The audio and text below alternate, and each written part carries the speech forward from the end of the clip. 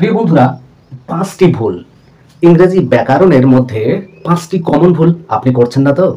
আপনার স্পিকিং করার সময় অর্থাৎ ইংরেজিতে কথা বলার সময় অথবা আপনি ইংরেজির অন্যান্য বাক্য গঠনের সময় বা কোনো কিছু লেখার সময় প্রায় সহজ কিছু বিষয় আমরা টুকিটাকি ভুল করে ফেলি, যার কারণে আমাদের স্পিকিংয়ের মান কমে যায় অথবা আমাদের রাইটিংয়ের মান কিন্তু কমে যায়, নাম্বার কমে যায়। অথচ ভুলগুলো একেবারেই সিম্পল, ছোট ছোট ভুল।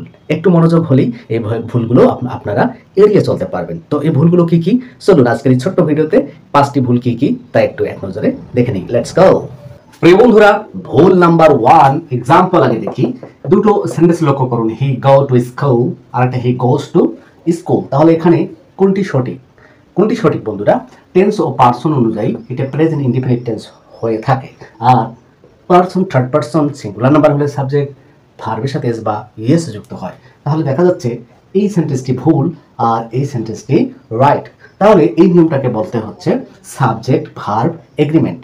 গ্রামারে আমরা বাঘা ভাগা জিনিসগুলো অনেক সময় মুখস্থ করতে গিয়ে, যেমন tense, voice, narration, sentences, simple complex compound, preposition, আরও এরকম অনেক বিষয় শিখতে গিয়ে আমরা ছোট ছোট বিষয়গুলোকে গুরুত্ব না দিয়ে একটু অ্যাভয়েড করে চলি। তাই সাবজেক্ট ভার্ব এগ্রিমেন্ট সম্পর্কে কমপ্লিট ধারণা অর্জন না করলে আমাদের লেখনে এবং বলনে অর্থাৎ স্পিকিং রাইটিং রং হয়ে যায়, অনেক সময় ভুল হয়ে যায় বন্ধুরা। তাহলে he goes to school, he goes to school, তাহলে he she goes to school, Rahim goes to school, এরকম বিভিন্ন ভাব দিয়ে আপনি গোজ দিয়ে বারবার প্র্যাকটিস করুন, উচ্চারণ করুন, লিখুন, প্র্যাকটিস হয়ে যাবে বন্ধুরা। এই নিয়মটা হচ্ছে তাহলে সাবজেক্ট ভার্ব এগ্রিমেন্ট। এবং এই সাবজেক্ট ভার্ব এগ্রিমেন্ট অনুযায়ী ডু ভার্ব, হ্যাভ ভার্ব অথবা বি ভার্ব কোথায় প্লেস হয়, কোন পার্সনের সাথে কোনটি হয়, ডু কখন হয়, ডাজ কখন হয়, এই যেখানে দেখতে পেলেন। হ্যাভ হ্যাজ কখন হয়, এম ইজ আর কার সাথে বসে, ওয়াজ ওয়ার কোনগুলোর সাথে বসে। তবে এই পাস্ট ফর্ম কিন্তু সবার সাথে বসে, এই পাস্ট ডিড আর হ্যাড, কিন্তু ওয়াজ ওয়ার আবার পার্থক্য রয়েছে। তাহলে আমাদের এই যে ভার্বগুলো এবং এই এস বাই এস, এই ভার্বের সেট আপগুলো হয় সাবজেক্ট এবং ভার্বের এগ্রিমেন্ট অনুযায়ী, অর্থাৎ কোন পার্সনের সাথে কোন ভার্বগুলো বসে।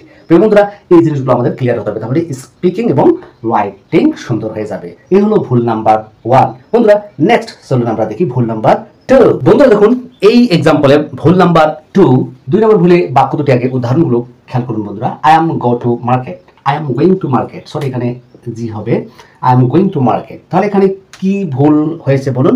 সহজেই বোঝা যাচ্ছে, এম এর পরে আইএনজি হবে কন্টিনিউয়াস টেন্স অনুযায়ী। তাহলে এইটা হলো রং, এটা হলো রাইট। প্রিয় বন্ধুরা, তাহলে এখানে আমরা নিয়মটাকে বলতে পারি 2 নম্বরে টেন্স কনফিউশন, টেন্স কনফিউশন, ঠিক আছে, কনফিউশন, সরি টেন্স কনফিউশন। তাহলে বন্ধুরা টেন্স কনফিউশনে তাহলে আমাদের কি হয় যে কখন আই এম গোয়িং টু হয়ে যায় অথবা আই এম গো হয়ে যায়, এরকম রং হয়ে যায়। বারবার এই জন্য আমাদের লিখতে হবে টেন্সের লাইনগুলো এবং বারবার মুখের মধ্যে রিপিট করতে হবে, অর্থাৎ জিহ্বার ব্যায়াম করতে হবে যে I am going to market, I go to market, ঠিক আছে এরকম। বন্ধুরা টেন্স অনুযায়ী বাক্য এর জন্য বারবার আমাদেরকে মুখের মধ্যে জিহ্বার ব্যায়াম করতে হবে, বারবার লিখতে হবে। তাহলে রাইটিং এন্ড স্পিকিং আমাদের টেন্স কনফিউশন কেটে ওঠা সম্ভব। তাহলে এই ধরনের আর রং পরিস্থিতি তৈরি হবে না। চলুন বন্ধুরা আমরা রং নাম্বার 3 দেখি। নাম্বার 3 তে উদাহরণ দুটো খেয়াল করুন। He is good in English, আর এটা হলো গুড অ্যাট ইংলিশ। তাহলে গুড ইন মানে হলো কারো কোনো গুণে দক্ষ, কোনো বিশেষ গুণাবলীতে বা চরিত্রে দক্ষ, এটা বুঝালে বোঝায় গুড ইন, মানে ইংলিশ দিয়ে তো কোনো চরিত্র হয় না, তাই না? তাহলে হি ইজ গুড অ্যাট ইংলিশ, কোনো বিষয়ে দক্ষ হলে অ্যাট হয়, তাহলে আমরা এটাকে রাইট বলতে পারি, এটাকে রং বলতে পারি।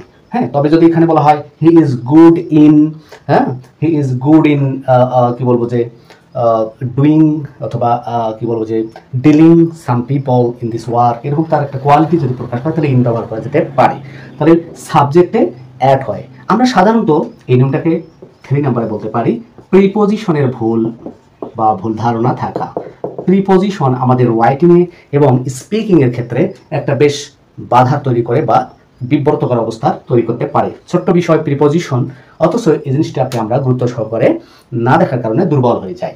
প্রিয় বন্ধুরা, এই যে দেখুন আমরা যে সাধারণ জেনারেল ব্যবহারগুলো রয়েছে ইন, অ্যাট, অন, আউট, এগুলো কিন্তু অনেকেই পারি, সাধারণ ছোট ছোট গ্রামারগুলো পড়ি, কিন্তু অ্যাপ্রোপ্রিয়েট প্রিপজিশন, গ্রুপ ভার্ব, এগুলো আমরা মুখস্থ করতে হয়, অনেকটাই আয়ত্ত করতে হয় ইডিওমেটিক ভাবে। প্রিয় বন্ধুরা, সেগুলোই কিন্তু আমাদেরকে বেশি প্যারা দেয়। এই জন্য এগুলো বেশি বেশি করে প্র্যাকটিস করতে হবে বন্ধুরা এবং আয়ত্ত করার চেষ্টা করতে হবে। তাহলে আমরা কি বলবো যে আমাদের দুর্বলতা পেরিয়ে উঠবো আমাদের স্পিকিংয়ে এবং রাইটিংয়ে। লেটস গো টু অ্যানাদার রং। বন্ধুরা ভুল নাম্বার 4-এ আগে উদাহরণ দুটি আমরা খেয়াল করি, তারপরে কারণটা নির্ণয়ের চেষ্টা করি। I don't need no help, এখানে কি ভুল রয়েছে আমরা যদি খেয়াল করি গভীরভাবে দেখবেন ডোন্ট রয়েছে একটা নেগেটিভ ওয়ার্ড, আর একটা নো, দুটো নেগেটিভ ওয়ার্ড ব্যবহার হয়েছে এই বাক্যে। I don't need no help, দুটো নেগেটিভ শব্দ একই ক্লোজে বা একই বাক্যে ব্যবহার হতে পারে না, এটা মিস্টেক বন্ধুরা, রং আইডিয়া, রং রুলস। এটাতে খেয়াল করুন আই ডোন্ট নিড হেল্প, তাহলে এইটা বন্ধুরা সঠিক, এইটাকে আমরা রং বলতে পারি। তাহলে এটা এখানে আমাদের কি ভুল হচ্ছে বন্ধুরা, ডাবল নেগেটিভের ভুল হচ্ছে, ঠিক আছে? কি ভুল হচ্ছে, ডাবল নেগেটিভ। তাহলে আমাদের খেয়াল করতে হবে যে এই সমস্ত শব্দ কিন্তু নেগেটিভ অর্থ প্রকাশ করে, যেমন হার্ডলি, ফিউ, হ্যাঁ, ফিউ, সেলডম, এই টাইপের বেশ কিছু শব্দ কি করে নেগেটিভ অর্থ প্রকাশ করে, এগুলো নট বা নো এর অর্থ প্রদান করতে পারে।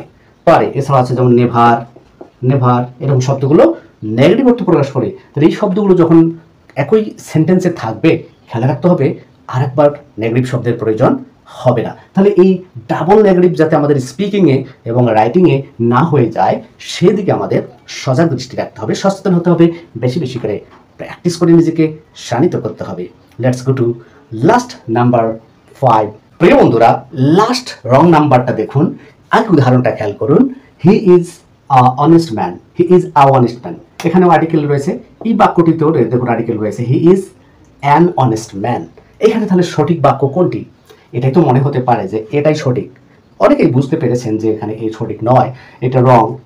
কিন্তু যারা অনেক সময় প্র্যাকটিস না থাকলে না ভুল হয়ে যায়, এ কোথায় হবে, অ্যান কোথায় হবে, দি আর্টিকেল কোথায় হবে বা হবে না, এই ধরনের কি বন্ধুরা কি বলবো যে ভুলের মধ্যে বিভ্রান্ত হওয়ার কারণে স্পিকিং অনেক সময় হয়ে যায়, এরকম হয়ে যায় স্পিকিংয়ে দেখবেন, অথবা রাইটিংয়ে দেখবেন যে এটাতে মার্ক কমিয়ে দেয় বা রাইটিংয়ের সৌন্দর্য নষ্ট করে দেয় বন্ধুরা। তাহলে এ অ্যান দি এগুলো সঠিক ব্যবহার জানতে হবে। আমরা জানি কনসোনেন্ট দ্বারা শব্দ শুরু হলে আর সিঙ্গুলার হলে নাও এ আর্টিকেল হয়, কিন্তু কনসোনেন্ট এইচ যদি অ এর মতো উচ্চারণ করে, অর্থাৎ অ সাউন্ড দেয়, হ সাউন্ড না দিয়ে অ সাউন্ড দেয়, তাহলে সেখানে অ্যান আর্টিকেল বসে। এভাবে সুনিশ্চিতভাবে আর্টিকেলের ছোটোখাটো ব্যবহারগুলো যদি আমরা স্পিকিং এর রাইটিংয়ে সুন্দরভাবে ব্যবহার করতে পারি, তাহলে এই নিয়মের নাম কি দিতে পারি বন্ধুরা? Wrong use of articles. Wrong use of articles থেকে আমাদেরকে আমাদের স্পিকিং এবং রাইটিংয়ে মুক্ত রাখতে হবে, তাহলে স্পিকিং সাবলীল সুন্দর হবে, রাইটিং চমৎকার হয়ে আসবে। বন্ধুরা, আজকের এই ভিডিওতে আমি 5টি গ্রামারের ছোটোখাটো রং আইডিয়া তুলে ধরার চেষ্টা করলাম। ভিডিওটি দেখে কেমন লাগলো? যদি শিক্ষণীয় ভিডিও মনে হয় বন্ধুরা শেয়ার করে সবার মাঝে ছড়িয়ে দেবেন, দেখার সুযোগ করে দেবেন, আর অবশ্যই আপনার মূল্যবান মতামত জানিয়ে পরামর্শ দেবেন। বন্ধুরা, ভিডিওটি কেমন লাগলো তো অবশ্যই জানাবেন। আর বন্ধুরা, লাইক কমেন্ট শেয়ার করলে আমাকে অনেক ভালো লাগে, ভিডিও করতে উৎসাহ পাই। তো আজকের ভিডিওটি বন্ধুরা এখানে শেষ করছি, দেখা হবে অন্য কোনো ভিডিওতে। Thank you so much for watching, love you, আল্লাহ হাফেজ।